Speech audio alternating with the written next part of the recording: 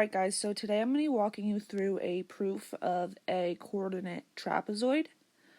Not that far off from doing any other proof that we have learned in the past, just different steps that have to do with their properties. So quick, I'm just going to go over the steps of what you have to do. Alright, so to prove it's a trapezoid,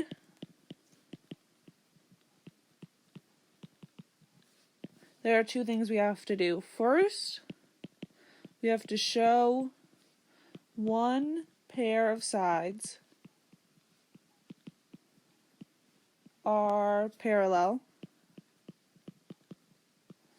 And that'll be using the slope formula.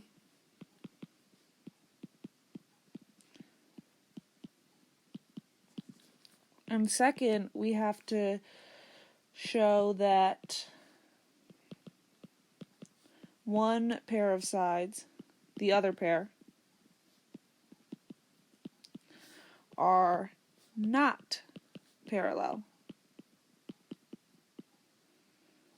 And that's also a slope formula. Okay, so for a trapezoid, easy, slope formula. Two opposite sides are parallel, two opposite sides are not. Now, to prove it's an isosceles trapezoid,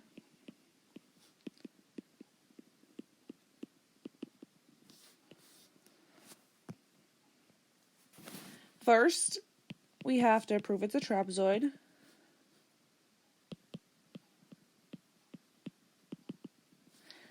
And then we have two options for how we want to do this. Option one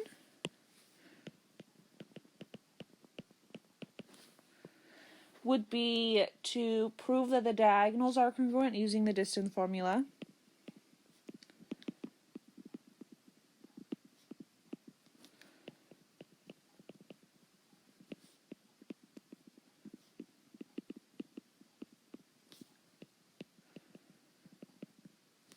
And option two would be to prove that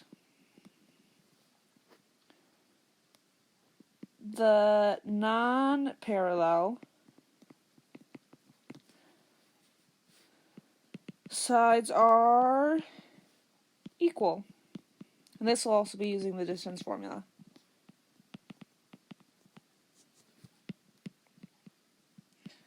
Okay, so these are all formulas you know pretty well, just how to use them. Step one, slope formula of all four sides.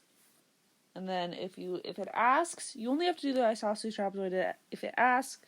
And there, you do the distance formula only for two lengths, so it's not that bad. Okay? So let's take a look at this problem. Prove that the quadrilateral with these vertices is a trapezoid, but not an isosceles trapezoid. Before we start, there's one thing I want to mark. It says here D is -2, 0. That's right here. So if this trapezoid looks a little off to you, it was just drawn 1 point up on accident. Okay, so that's really how it's supposed to be, like this. Alright?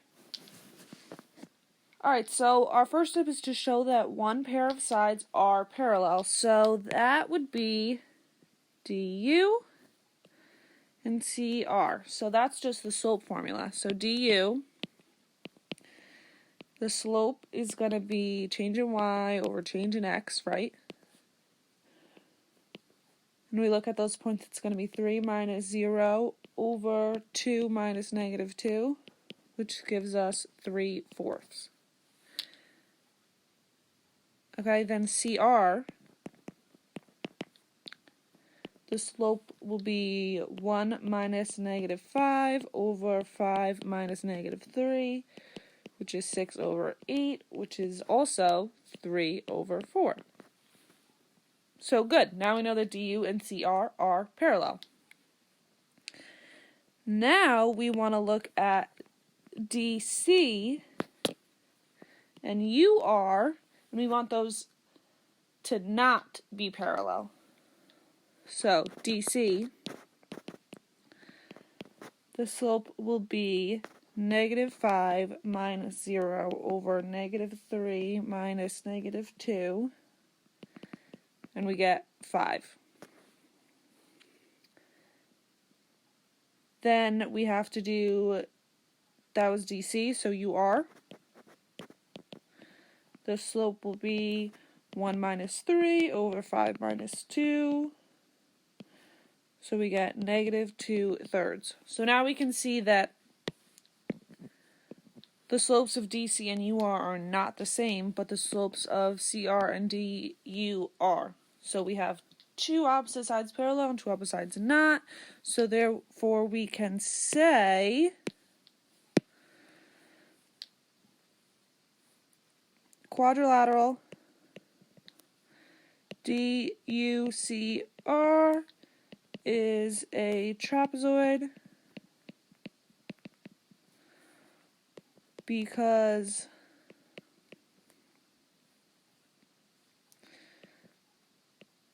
one pair of opposite sides is parallel and the other is not. Sometimes you would be done there, but this problem does say that we have to prove it is not an isosceles trapezoid. So usually to prove it's an isosceles trapezoid, we would do what we just did and then prove that the parallel sides are equal, the non-parallel sides are equal using the distance formula. So when we get that they're not equal, that'll show that it's not an isosceles trapezoid. So our non-parallel sides are DC and UR, and we have to prove that those are equal or not equal because we're proving that it's not an isosceles trapezoid. So let's start with DC. DC, in the distance formula, we do the square root, right? Negative 3 minus negative 2 squared plus negative 5 minus 0 squared. And we got the square root of negative 1 squared plus negative 5 squared, and that equals the square root of 26. Right? And then let's do UR. UR is the square root of 5 minus 2 squared plus 1 minus 3 squared, which is the square root of 9 plus 4, and it gives us square root of 13. And all we have to write is square root of 26 is not equal to the square root of 13. Therefore, the non-parallel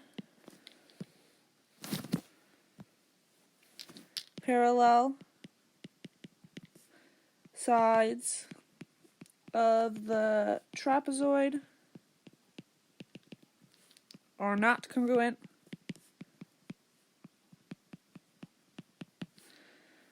Therefore, this, I'm not going to say this, I'm going to say trapezoid DCUR is not isosceles. Okay, as you can see, I did like a statement here, hey, it's a trapezoid, and a statement here, hey, it's not isosceles. You can do it like that. You can do all the math, do it all in one statement. It doesn't really matter. The most important is that you have the math right, and you know what things you need to be doing. Okay, so as long as you make sure you have this written down, if nothing else, because if you have those steps, you know how to do the rest. You could figure that out. Okay, that just tells you how to. All right. So that's it. You guys have a short Google Forms to fill out, and then we're going to start reviewing for your test, and that's it for this week. Okay?